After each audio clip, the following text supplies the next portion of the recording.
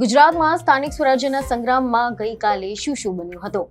શાંતિપૂર્ણ મતદાનથી લઈને બિનહરીફ બેઠકો સુધી શું છે નવો વિવાદ? કયા વિસ્તારોમાં ઉમેદવારો સામે ઉગ્ર વિરોધ જોવા મળ્યો અને શું આ પરિણામો પર અસર કરી શકે છે?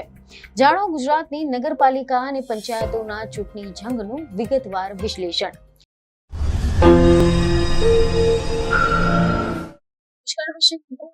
ગુજરાતમાં આપનું સ્વાગત છે.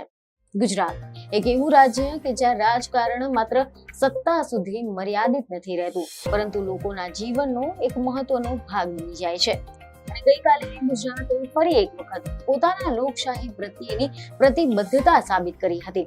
ગઈકાલે ગુજરાતના રાજકીય ઇતિહાસનું એક મહત્વનું પ્રકરણ લખાઈ ગયું, કારણ કે રાજ્યમાં સ્થાનિક સ્વરાજ્યની સંસ્થાઓ જેવી કે મહાનગરપાલિકા, નગરપાલિકા, જિલ્લા પંચાયતો, તાલુકા પંચાયતો માટેનું મતદાન પૂર્ણ થયું છે. અને આની સાથે જ હજારો ઉમેદવારોનું ભવિષ્ય અત્યારે ઈવીએમ મશીનમાં કેદ થઈ ગયું છે. ગુજરાતના રાજકારણમાં ગઈકાલનો દિવસ ઇતિહાસના પાને સુવર્ણ અક્ષરે અંકાઈ ગયો છે અને હવે સમગ્ર ગુજરાતની નજર 28મી એપ્રિલના પરિણામો પર ટકેલી છે. મીડિયા રિપોર્ટ અનુસાર એવી માહિતી સામે આવી રહી છે કે ગુજરાતની 15 મહાનગરપાલિકાઓ, 84 નગરપાલિકા અને 34 જિલ્લા પંચાયતો, આની સાથે જ 260 જેટલી તાલુકા પંચાયતો માટે યોજાયેલી આ જંગમાં ગઈકાલે મતદારોએ પોતાના મતાધિકારનો ઉપયોગ કર્યો હતો અને લોકશાહીના આ પવિત્ર યજ્ઞમાં આહુતિ આપી હતી. આ ચૂંટણી કોઈ સામાન્ય ચૂંટણી ન હતી, પરંતુ તે ગ્રામીણ અને શહેરી જનતાના મિજાજને પારખવા માટેની એક મોટી કસોટી હતી, જેમાં રાજ્યના પાયાના પ્રશ્નો અને સ્થાનિક નેતાગીરીનું ભાવિ હવે ઈવીએમ મશીનોમાં કેદ થઈ ગયું છે. ગુજરાતની જનતાએ ગઈકાલે સવારથી જ ભારે ઉત્સાહની સાથે મતદાન મથકો પર લાઈનો લગાવી હતી, કારણ કે આ ચૂંટણી માત્ર સત્તા મેળવવાની જંગ ન હતી, પરંતુ તે ગામડાના સામાન્ય માણસથી લઈને શહેરના શિક્ષિત વર્ગ સુધીના પ્રશ્નોને વાચા આપવાનું એક માધ્યમ હતું. ચૂંટણી પંચના આંકડાઓ પર જો આપણે નજર કરીએ તો લોકશાહીના આ ઉત્સવમાં મિશ્ર પ્રતિસાદ જોવા મળ્યો છે, જેમાં શહેરી વિસ્તાર કરતા ગ્રામીણ વિસ્તારોએ મતદાનમાં મેદાન મારી લીધું છે તેવું સ્પષ્ટ દેખાઈ રહ્યું છે. કારણ કે મીડિયા રિપોર્ટ અનુસાર રાજ્ય ચૂંટણી પંચના જણાવ્યા અનુસાર 15 મહાનગરપાલિકાઓમાં સરેરાશ 49.14% જેટલું મતદાન નોંધાયું છે, જે શહેરી મતદાનની ઉદાસીનતા અથવા તો ગરમીના પ્રકોપના કારણે થોડું ઓછું હોઈ શકે છે, પરંતુ તેની સામે ગ્રામીણ ભારતના પાયા સમાન 260 જેટલી તાલુકા પંચાયતમાં 62.5% અને 34 જિલ્લા પંચાયતોમાં 61.83% જેટલું માતબર મતદાન થયું છે, જે દર્શાવે છે કે ગ્રામીણ મતદારો પોતાના મતાધિકારના મૂલ્યને બરાબર સમજે છે.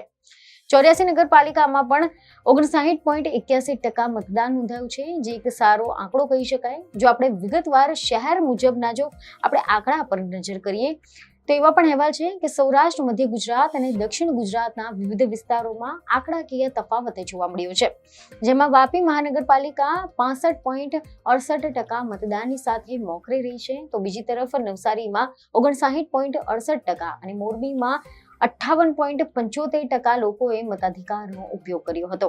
રાજ્યના સાંસ્કૃતિક નગર નડિયાદમાં 56.5%, મહેસાણામાં 53.33% અને આણંદ કરમસદમાં 55.23% મતદાન નોંધાયું છે, જે મધ્ય ગુજરાતનો મિજાજ દર્શાવે છે.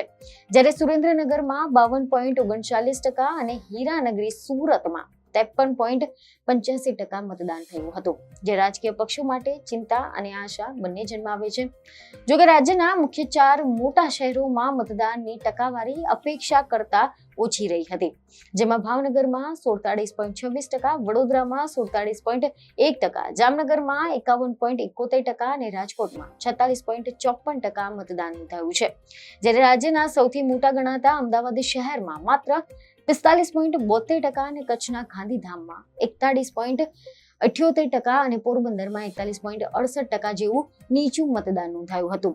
આ ચૂંટણીની ખાસિયત એ રહી હતી કે મતદાન શરૂ થાય તેની પહેલા જ અનેક બેઠકો પર વિજયના તોરણો બંધાઈ ગયા હતા. કારણ કે મીડિયા અહેવાલ અનુસાર રાજ્યમાં કુલ 9,992 બેઠકોમાંથી 733 બેઠકો બિનહરીફ જાહેર થઈ હતી, જેમાં મોટાભાગની બેઠકો પર ભારતીય જનતા પાર્ટીના ઉમેદવારો વિજયી બન્યા છે. આના કારણે કડી, ઉના, ગણદેવી જેવા 3 નગરપાલિકાઓમાં તો ચૂંટણી પહેલા જ કેસરીઓ લહેરાઈ ચૂક્યો હતો. જોકે આ બિનહરીફ બેઠકોનો મુદ્દો ભારે વિવાદાસ્પદ પણ રહ્યો છે, કારણ કે કોંગ્રેસ અને આમ આદમી પાર્ટી જેવા વિરોધ પક્ષોએ એવો ગંભીર આક્ષેપ કર્યો છે કે સત્તાધારી પક્ષે ડર, લાલચ અને સરકારી તંત્રનો દુરુપયોગ કરીને ઉમેદવારોના ફોર્મ ખેંચાવડાવી લીધા છે. જ્યારે ભાજપના પ્રદેશ પ્રમુખ જગદીશ પંચાલે આ આક્ષેપોને ફગાવી દેતા જણાવ્યું કે વિરોધ પક્ષો પાસે લડવા માટે સક્ષમ ઉમેદવારો જ નથી. વિશ્વાસ ગુમાવી બેઠેલા પક્ષો હારના ડરથી આક્ષેપો કરી રહ્યા છે. ગઈકાલના મતદાનમાં અનેક એવી ભાવુક અને આશ્ચર્યજનક ઘટનાઓ પણ બની હતી કે જે સોશિયલ મીડિયા પર ચર્ચાનો વિષય બની ગઈ છે.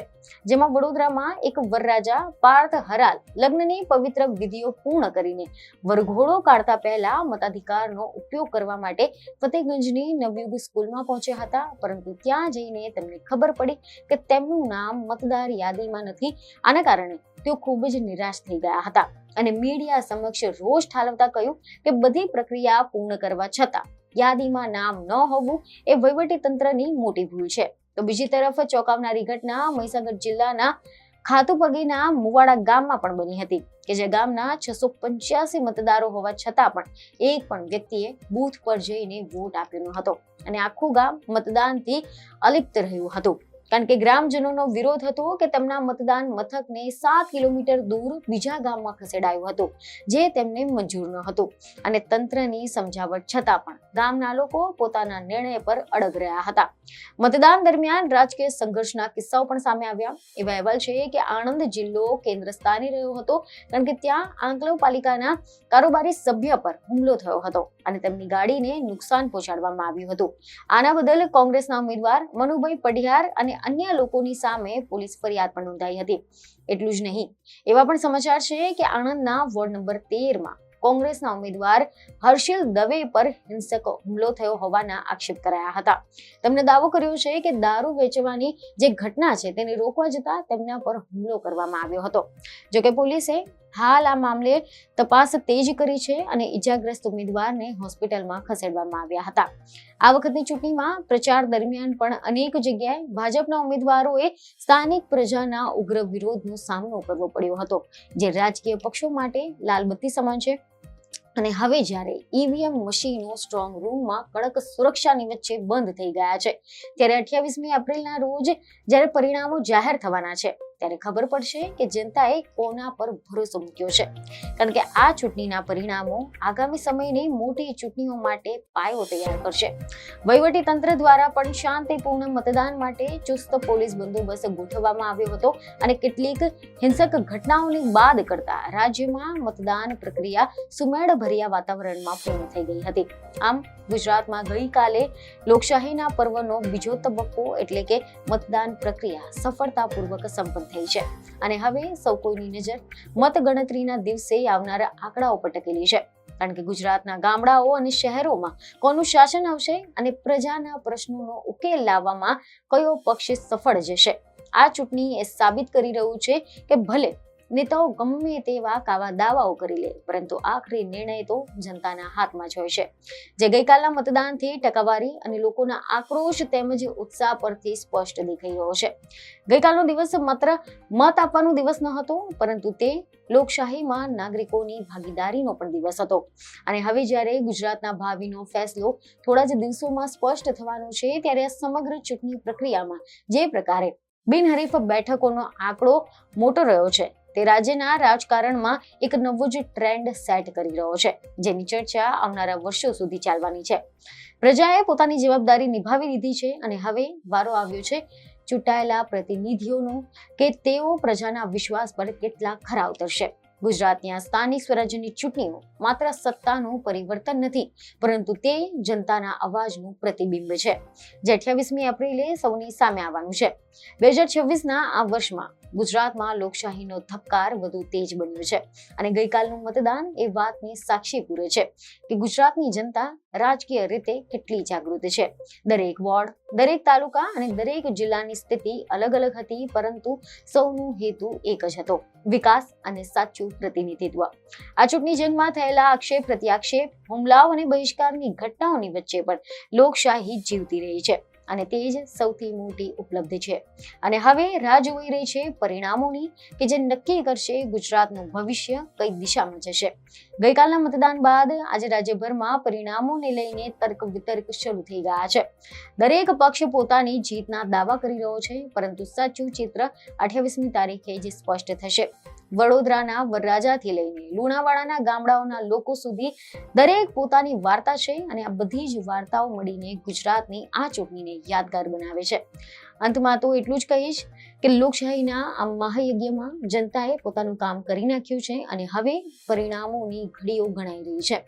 ગુજરાતની સ્થાનિક સ્વરાજ્યની ચૂંટણીનું મતદાન હવે ભૂતકાળ બની ગયું છે અને સૌની મીટ હવે ભવિષ્યના પરિણામો પર મંડાયેલી છે.